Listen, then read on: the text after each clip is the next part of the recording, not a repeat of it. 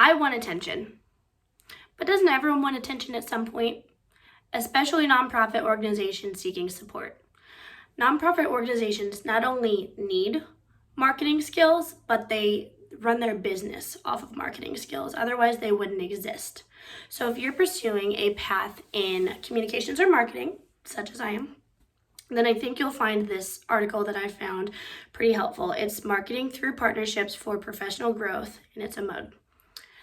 So I'll be starting by explaining to you just exactly what I was looking for when searching for this article, and then I'll tell you what I liked about it. I'll also mention some things that I'll use in the future, and then I'll tell you what I learned as a whole from the article. So what I was looking when I was searching for this article was I was looking for something that could exemplify marketing as an act for a company and something that was successful. So I know that there are lots of articles out there, and I found lots that were based on how marketing, giving you marketing tips, but not really as many success stories as what I was really looking for. So I finally found this one, and it wasn't based off a nonprofit. It was really just a marketing success story, but I thought that a lot of the tips that the author talked about were things that I could relate into my goal in working for a nonprofit. So the article was about a marketing company called DKG, and it's a company working within the Illinois area, and the school districts in Illinois had been accepted for a grant, and they decided to pay this marketing company to help market within the Illinois school districts. So they used a technique called the critical friend test.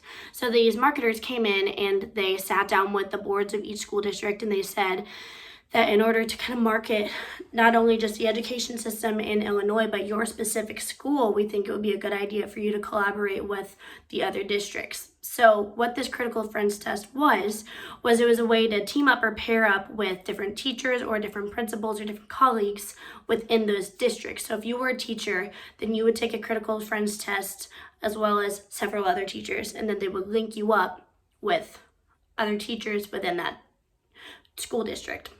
And so once you were linked up with someone, then you could bounce off ideas as to whatever you were doing in class and what they were doing in class, or say it was your first time teaching a 4th grade class and you were a sub, you could be linked up with a substitute teacher.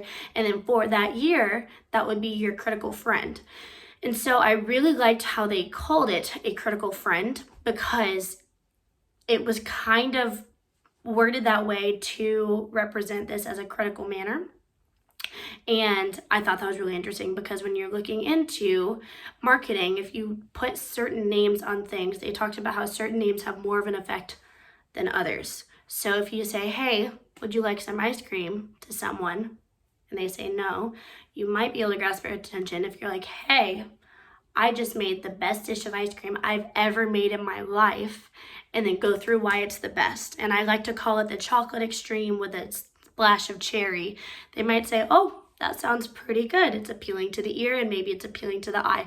So I really liked that they chose the term critical friends test while they were making this marketing project. So this was not only done with the education system, but they also worked with nearby communities. So the district and committee would contact colleagues and community members and ask if they would be willing to serve as a critical friend. So not only within the districts they were doing this, they were also doing this with community members to engage the community in these critical friends, so they could use different skill sets from community members to come in and help grow the community as a whole, as well as those districts in the school, each school that was working toward growing in the market. And so the name Critical Friend itself became pretty popular, and they decided to meet up during town meetings each month. And then they decided that if you decided to become a critical friend, such as like the mayor or someone with a big name within the community that could really help support school districts, they would get a plaque with their name on it, and it would say the critical friend, and then they would list that name. So then because they added that name, it was that little incentive to become a critical friend for someone within the community. So I really liked that. I thought it was really interesting. And it gave me some insight on some ideas that I can use hopefully in my future, but as well as right now, because I'm actually interning for the Edwardsville YMCA, and I have to do a lot of it online due to COVID-19. And so these little tips and tricks that they talked about how names and incentives and plaques, I thought it was a really good idea. So I'm hoping to implement some of those ideas just from the marketing article that I found today that I've been reading recently into my internship.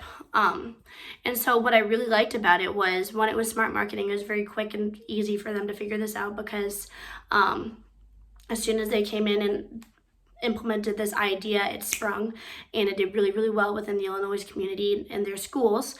And then I really liked the benefits, incentives. And then not only did it bring together the school districts, but it also brought together the community, which is something I really like to focus on, because with working with the Edwardsville YMCA, it's a community-based YMCA, and everybody goes there, and you drop your kids off there after school, and it's really big. So I really liked what they implemented into their marketing strategy for the school district. I liked that idea to bring into how we do things at the YMCA. And so for my future, after reading this article, I would like to implement some of those ideas into what I do for the Y, especially pursuing a nonprofit. It's all about the act of bringing together the community, and it's much like the work that goes on in any nonprofit organization.